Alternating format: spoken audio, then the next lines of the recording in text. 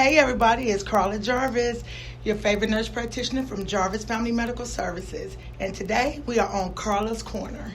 Today we're going to talk about how not to gain weight during the holidays. We just got through with Halloween, next is Thanksgiving, then we have Christmas, then we have New Year's. In that time, you know you can gain a lot of weight. But we want to do some tips to start on your weight loss now instead of waiting until January 2nd when everybody go, what's your New Year's resolution? Oh, I'm going to lose some weight. No, you're not. So we're going to start it now. So I wanted everybody to know first some fun facts, but are not so fun facts. Kentucky is the 5th largest, highest rate of adult obesity in the nation. That's not a good thing that we want to be in the top 5 for. We want to be in the top 5 for economics, for jobs, for education, not for obesity. And everybody like, okay, what? It doesn't matter if I'm a little thicker than a Snicker. Yes, it does, because sometimes it can lead to certain conditions. When I say obesity, I'm talking about of a body mass index greater than 30. That can lead to some conditions like diabetes, hypertension, heart disease, arthritis, and obesity-related cancers. Nobody wants any of those, and it costs you so much money in healthcare dollars that you can spend that money on so many other things. So today, I have a wonderful guest with me, John Giddings Jr. How you doing? How you feeling today? Doing good. How about you? I'm doing great. So we are talking because what do you do in life? I'm a personal trainer here in Louisville. Just opened my gym over on South Floyd Street, right across from campus. I kind of like work with a lot of women, to help them lose weight, whether they want to lose, gain weight, all of the above. I offer online training. Also, we got the meal prep service, which now we're going to be. And then you're just a nice little young man with pretty teeth. Thank you you. got a business going. And, all the young girls are going to be listening to this and say, who is this young man? But you hit it right, the nail on the, hit it on the head, whatever. Mm-hmm. You said that you work with a lot of women, and we know that sometimes men can lose weight faster than women. Right. So we're not saying that we're not talking to the men whatsoever. But sometimes my ladies do need a little bit more help because we have a lot of other health problems that can prevent us from losing weight. So you and I was talking before we went on the air, and we were talking about, what's some things that people need to know in this time frame? Well, we talked about how between October 31st and January 2nd, they can gain an average of 30 pounds. Exactly. And you was like, Carla, it's so many things that they can do to not gain that much weight. Right. We're not telling them that they got to go and spend a whole lot of money. We're not saying you got to go check into a gym every single day. So I wrote down some. Do at home. Right. So I wrote down some tips, and I want to see what you're going to say for each one. Okay. So the first one is be active with your family and friends. So what would you suggest your clients do? So being active with family and friends is the easiest one, because if you have kids love to play. You can go outside, run around with them, get involved with being outside with your dogs and your kids, and whether you have a significant other, you could just walk around the block. Anything where you're active for 20 minutes is considered cardio. Really? Exactly. And the funny thing is, I tell my patients the same thing. When we first go on a weight loss program, I tell them I only want lifestyle changes. Okay. I want them to either park far away and walk, or I want them to take the stairs and not the elevator, or walk while they're watching TV, things like that. But do they have to build up a sweat for it to be really deemed as cardio? Well, as long as you're being active, your body's going to be in a state to where it's starting to burn body fat. Okay. So if you're active for like 20 minutes and then you tend to rest, but it has to be something where you're really active. Like you might burn up a little sweat. But when you rest, that's when your body's still burning body fat. Really? So that's what's considered like, your cardio and stuff like that. Boy, that boy is smart, boy. You are smart. I love it. All right, number 2 says snack wisely. Now, I love me a good snack. I mean, that makes my mouth water just thinking about snacking. So what is some good, healthy alternatives to Snicker or Twix? Okay, so instead of picking up the Snicker or Twix, you can get like almonds, walnuts, and things like that.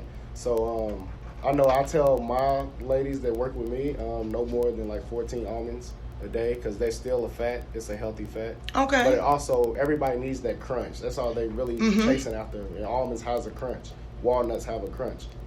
Anything that's a nut has a crunch. So that'll be like your alternative for, rather than picking up the Snickers and the Twix and the stuff that's high in sugar. Okay. Now, if they have a nut allergy, I usually tell them maybe take some sliced turkey. I really don't like dairy because we know that dairy causes a lot of inflammation. Yeah, because a lot of people say, "Oh, I'll take cheese with me." I'm like, no. Then you're gonna pay for it later. Or fruit.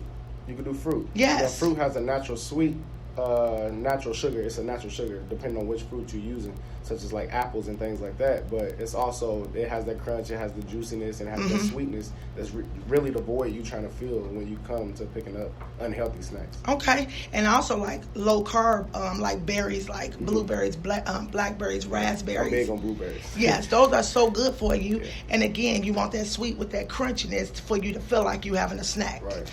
All right, the other one says, okay, watch your portion size. Well, I'm not carrying around no measuring tubes.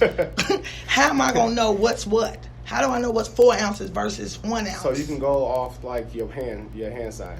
Off my little bitty hands? That's a portion guide, yeah. Okay, so tell me. All right, so say if you're doing a meat, say you're doing a chicken or something, you want to do like the palm of your hand. Okay. Right? So that's your portion size.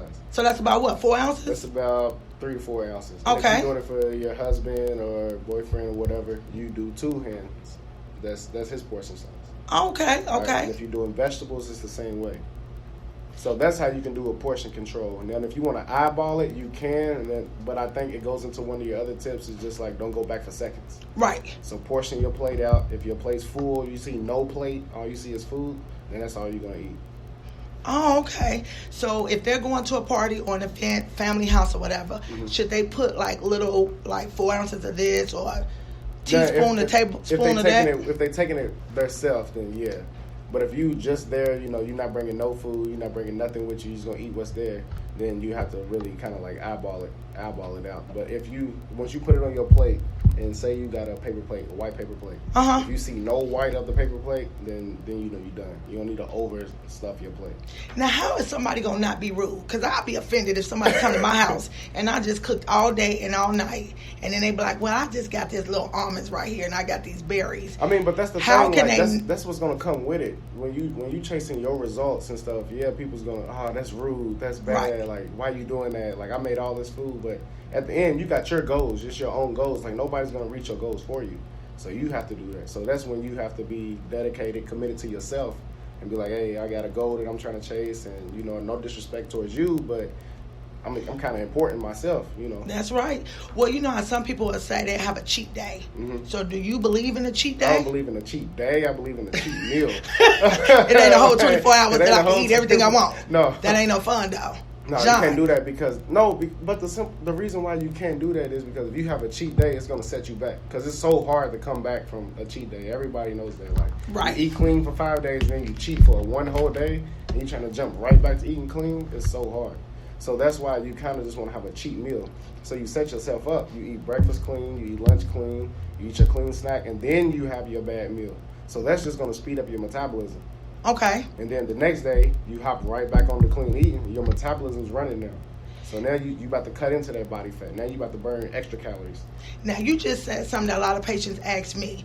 What's the difference between clean and organic? Because I don't always believe in everything that's organic is quote unquote healthy. Because where did it come from? Does it have pesticides on it, things of that nature? So what's the difference when you say eat clean? When I say eat clean, it's you want to stay away from processed foods. Okay. You want to if you at the grocery store, you want to look at stuff that says like grass fed, stuff like that. No canned goods, like because they got lots of sodium. Why do they last so long? Like all that salt. Right. I tell my hypertensive patients that all the time. If a Twinkie can go into a space capsule and last for 20 years, what do you think it's filled with? Right. Preservatives, which is what? Salt. Okay, yeah. Next one is practice mindful eating. What in the heck is that? So I would say practice mindful eating is, pay attention to the stuff that you're eating. That kind of goes back into what we just said, like, processed foods as well. So, cook your own food. Like, don't stop at the restaurants. Don't stop at these fast food spots and think I'm eating clean because I grabbed a chicken salad. Like, that's not it, because that chicken's still processed chicken. And then you don't know exactly what's all keeping that chicken so fresh so long. So mindful eating, you got to pick and choose wisely what you're going to eat, your whole food. So it's stuff you're going to have to bring from the house. Okay. Next is a big one that I tell my patients about. They have to get at least 8 hours of sleep. Mm-hmm. That helps the body to repair and then to process for the next day. So what do you think about that? I believe in that highly, just for the simple fact, like I learned about how important sleep was because I compete. I do bodybuilding shows as well. And yeah, I do bodybuilding shows as well. So sleep's highly important because your body's resetting. So when your body's resetting the next day, and when you sleep, your body's in starvation mode, right? So then you burning body fat inside of starvation mode. Okay. So when you wake up, your body's reset. So now your metabolism is up. So you should be hungry first thing in the morning if you get 8 hours, 6 to 8 hours of sleep. I'm hungry every morning when I first get up. So that means you get enough sleep.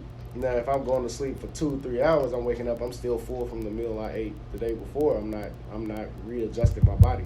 So your body has to go through a reset process like anything. Like your phone died, you have to charge it up. Right. So it's like the charging of your body. Now, some patients will say to me, well, Carla, I won't eat anymore after 6 or 7, but they may be up to 11 to 12. Mm-hmm. I say that the body, you have to eat every 2 to 3 hours. Excuse me, I do have bad allergies this morning. So I tell people, look, if you eat every 2 to 3 hours, you'll have to speed up your metabolism. Mm-hmm. So if your last meal is at 7, you should be going to bed by 10. Mm-hmm. Do you agree? I do, but I don't. Okay. I do in a sense to make sure you're not spilling any ketones or that you're not, having any problem breaking down protein, things of that nature. But I believe in the provider and the trainer should work together for the goal of the patient. Exactly. It shouldn't be just a one thing. One and one. It shouldn't be one-sided at all. Right. Okay, so our next one is, now this one I'm trying to work on, control your stress level. What they got to do with me and losing weight? All right, so stress is key because if your body's stressed, then you're going to tend to overeat. For one, you'll tend to snack on things you normally don't snack on. And then when you're trying to lose weight, if your stress levels is high, so it comes back to me being a bodybuilder. If my stress level is high, it's hard for me to shed weight. Even though I might be following the meal plan, I might be working out, I might be doing the cardio, but at the same time, my body's going through so much other things. It's not focused on losing weight. It's focusing on trying to ease my mind, and that's when I'm feeling the void of I'm going to snack, or I'm gonna go have a pop today. I'm gonna have a soda. So, but see, I'm the opposite. When I get mad or upset or I'm anxious, I won't eat. You won't? I won't. But then the next thing I know is when I'm over it, then I'm eating everything there is. Yeah. Ain't nothing off limits. Yours is spaghetti. Yeah, I'm like the binge eater. I'm like, oh, okay, now I got to make up for lost times. Yeah. But it's key. It's like when you want to lose weight, like whether you work with a trainer or someone like you, is you want to keep stress at a bare minimum. Okay. Because stress, I mean, you got to think when you come into stressful situations, you tend to just be lazy. Yeah. You're not gonna give 100% to anything you're doing because you're so worried about the problem that caused you to be in a stressful situation. So that's kind of when you want to lose weight, it plays a toll on that as well. And my thing is, a lot of people put too much pressure on themselves. Right, exactly. You didn't gain that weight overnight, you're not going to lose it overnight. Come on now. Right. So everybody think it's supposed to happen in like 2 months. Right, they be like, give me that pill. 2 weeks. Come on, doc, give me that pill, or we're going to lose it like this. And I'm like, no, you're not. We got to do a process because it took a while to come on. What we doing is we're going to give you some tips to help you, but everything have to be adjusted towards that person. Right, but at the same time, that person has to be willing to work too because and we be accountable. Give them all the tips, but if they don't follow it, it's kind of on them. Yeah, but they're never going to say it's on them. They're always going to be like, well, I worked with yeah, it didn't work. Blame somebody else. Right. But you got to be like, accountability on you. So the next one I love to tell the patients about is fiber. People do not understand the importance of fiber. I even tell my diabetics patients that can bring down that A1C by increasing their fiber intake. What do you believe in fiber? Fiber is very important. So like apples, me personally, every night I eat a big bowl of spinach because it's high in fiber. But in the morning, spinach before you go to bed? Before I go to bed. So in the morning, my system is constantly going to be flushed out. So fiber is going to constantly flush your system out. Okay. So that way you're not feeling bloated all day or you're not backed up. Like taking spinach for me is like taking a laxative. Like, okay. I mean, I don't want to go into detail with that. Right. But at the same time, I'm constantly flushing my system out. Now, I do have some patients that have like atrial fibrillation, so they have to be on a blood thinner. One of them is Coumadin. They can't have green leafy vegetables because they high in vitamin K. So what would that person then do? So it's fruits that that's high in fiber as well. So like apples. Apples is a great fruit that's high in fiber. Okay. I know me personally, it's a couple other guys I work with. We love apples. Like apples, like a pre-workout snack, anything. But apples is a quick eat. Like you could take that from the house and just walk go in your car and do whatever with it. And it's still so high in fiber that it's going to constantly flush your system out. Now, apples are also high in carbs. So if I put a patient on a low carb diet, they're not going to do it.